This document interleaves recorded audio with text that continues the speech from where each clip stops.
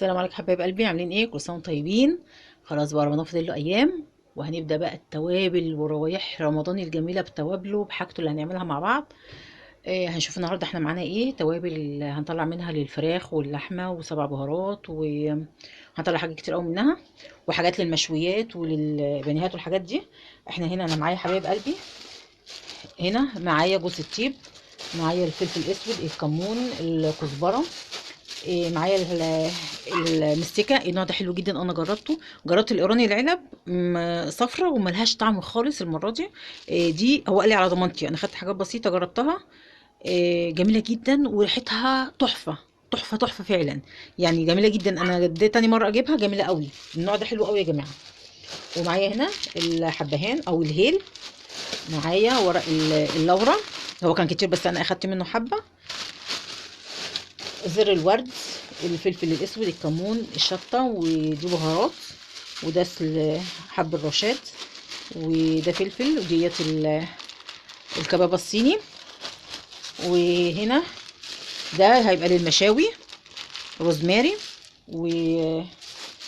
وهنا معايا كركم وكاري. وطبعا ما ننساش القرفه بستعملها برضو، الثوم والبصل البودر، وده زر الورد بستعمله برضو حلو قوي. وده السماق هطحنه برضو، بيتحط على السلطه، تحفه تحفه تحفه، حلو جدا يا جماعه. معانا حاجات كتير قوي في التوابل، هطلعها دلوقتي. ومعايا برج التوابل اللي جبته معاكم هركبه، وهحط عليه اهو يا حبايبي، ده اللوجو اللي احنا جبناه، ده بتاع رمضان، لوجو رمضان. هحط كل علبه بالتوابل بتاعتها عشان ابقى عارفاها من بعضيها. يلا. وهنا معايا انا باكيتة ملح معايا كبيره اهيت. هظبط كده وهطلع الحاجه احطها في اطباق بكميات وهقول لكم هنعمل ايه. ادي حبايب قلبي كده قسمنا التوابل، حطيناها في علب، حطيناها في اطباق متساويه، كل حاجه ببعضيها، في حاجات متفاوته شويه. يعني هنا كله دولم كده شبه بعضه، دولم حوالي 12 او 11 نوع. يعني هنا الفلفل الاسود، الكباب الصيني، كزبره، الكمون، زر الورد، آه، ورق اللورا او ورق الغار. في هنا معايا هيبقى حاجات للمشاوي، يعني السبع بهارات انا معايا 2 4 5 6 7 8 9 10. دول اسمهم العشر بهارات اللي انا بعملهم، دي الاساسي اللي هطلع منه للمشوي، وهطلع منه للبانيه، وهطلع منه الفراخ، كل حاجه في الاساسي بتاعي. بالنسبه للشوي انا معايا للشوي اللي هحطه بعد ما هطحن دول، يعني اساسي هشيل الاول دول. دي هنا معلقه كبيره كاري، معلقه كبيره هنا الكاري، الكركم، واحدة لومي أو ليمون مجفف، وهنا معلقة كبيرة بابريكا. دول هيتحطوا مع الفراخ الشوي، دي هطحنها وهتبقى برضو مع الشوي. معاهم هنا برضو معلقة كبيرة توم وبصل بودر. حبايبي في ناس بتتلخبط بتقول لي ايه الفرق بين ده وده، البصل بيبقى غامق والثوم بيبقى فاتح شوية. ماشي، هنركن ده دلوقتي، وهنركن الثوم والبصل البودر. وهنا دوت الروزماري برضو هيطحنوا لوحدهم، دي مع الشوي برضو حاجة الشوي. دول كده الاساسي بتاع البهارات بتاعتنا، دول العشر بهارات اللي انا هعملهم اساسي. هنا معايا هنا اهيت طاسه كبيره. هعمل ايه؟ هحط عليها كده، شايفين ازاي؟ الفلفل الاسود، الكباب الصيني، الكمون، الحاجات دي هطلع لي كميه كبيره قوي، الكزبره، زر الورد، وهنا المسمار او القرنفل، دي معلقه برضو حلوه كبيره. هنا معايا القرفه، في عندي كبير بس هنقيه صغير عشان المطحنه. دول جوز الطيب هدوقهم برضو، هقشرها بالسكينه كده وهحطها. وهنا ده الحبهان انا هحط نصه كفايه كده، وهخلي نصه. ماشي يا حبايبي، دول بقى هحطهم دقيقه واحده، على يعني مش دقيقه بالظبط بالظبط، هحطهم على النار حوالي دقيقتين، وانا بقلب ورا بعض. هطلع يتطلع زيوتها واشم ريحتها عشان الرطوبه، وبعد كده هستنى تبرد، وهنيجي معانا هنطحنها في المطحنه. ماشي يا حبايبي، يلا بينا نشوف هنعمل ايه. ادي حبايب قلبي، بصوا انا استنيت عليها تبرد شويه. الريحه جامده، ريحتها بصراحه ما شاء الله حلوه قوي. استنيت تبرد شويه، ما ينفعش تطحنيها وهي سخنه. انا بفضل بصوا اعمل كده كده، بحيث ان ايه اي سخونيه هتطلع منها على طول. هضربها في الخلاط كده. انا معايا الكبه المطحنه، هضربها في الخلاط، وهضرب روزماري وهخليه لوحده برده، عشان ده هيبقى تبع الحاجات المشوي، وفي حاجات اللي هي المقلي في البانيهات. هضربها في الخلاط عشان الصوت بس يا حبايبي، وهرجع لكم تاني.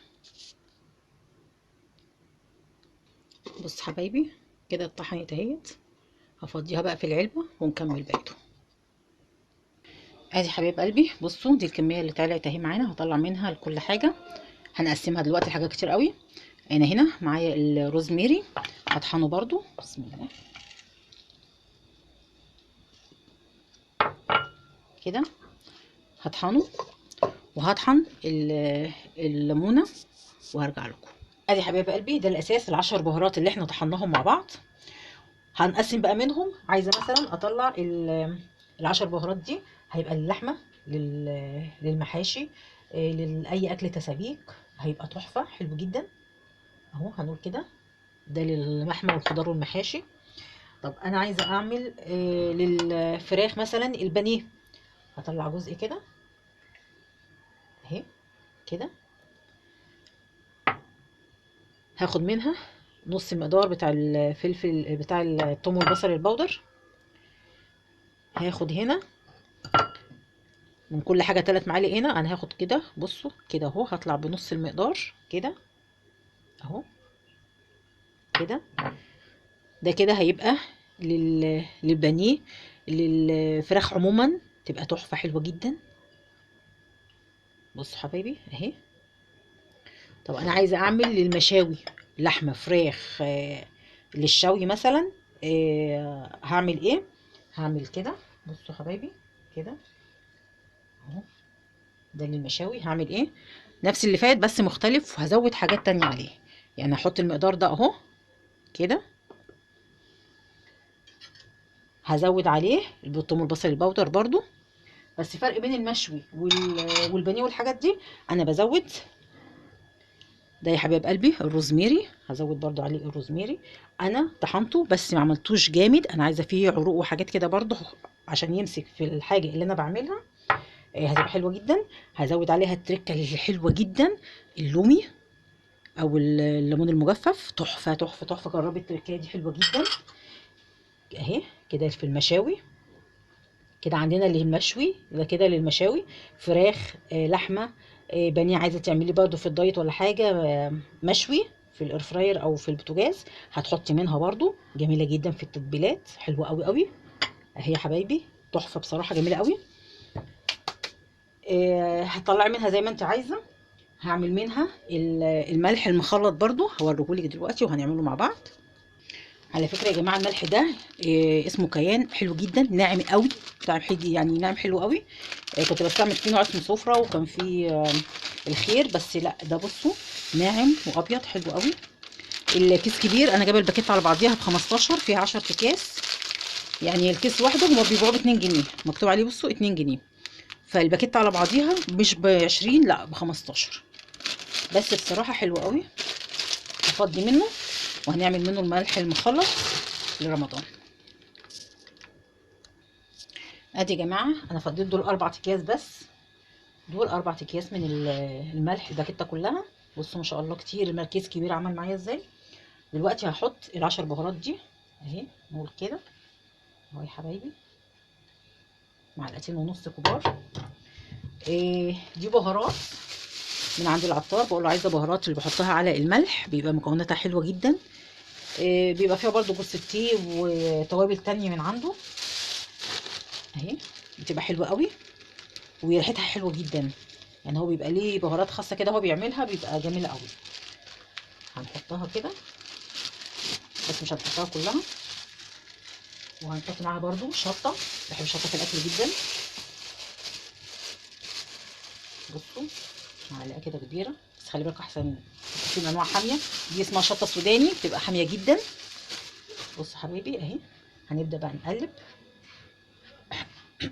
معلش هقفل الكاميرا عشان الشطه هعطس. ادي حبايب قلبي الحاجات اللي عملناها، وده اللي فات برضه هشيله في برطمان ازاز.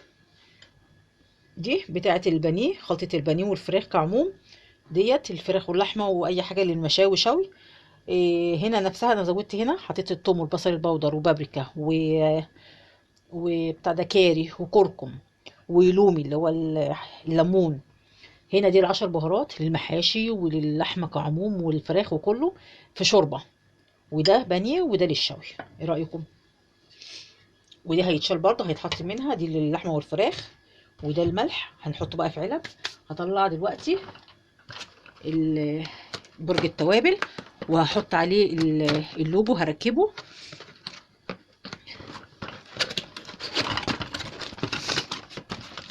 اهو يا حبايبي هطلعه وهحط عليه برج التوابل. لوجو وهوريه لكم. ادي حبايبي ده برج التوابل الدوار التركي. هحط بقى عليه اللوجو وهحط فيه الحاجه هنعبيها واوريها لكم.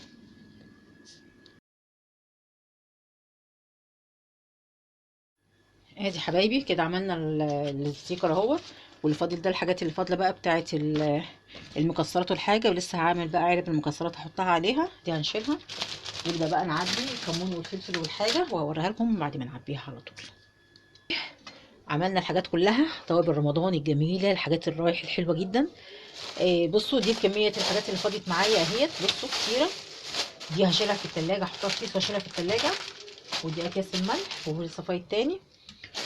بصوا حبايبي ده البرج الدوار اهو، كل التوابل بتاعتي حطيتها فيها اهي. بصوا البهارات اللي عملناها كلها على ايدينا. ده الملح المخلط، وادي ملح ده اللي هشيله وده هستعمله. والملح الابيض برضو هستعمله. وديت بهارات السبع بهارات. ودوت روزميري برضو هشيله. هنا العلب الصغننه قوي دي انا بحط فيها جوز الطيب والحبهان. وهنا المستيكه برضو.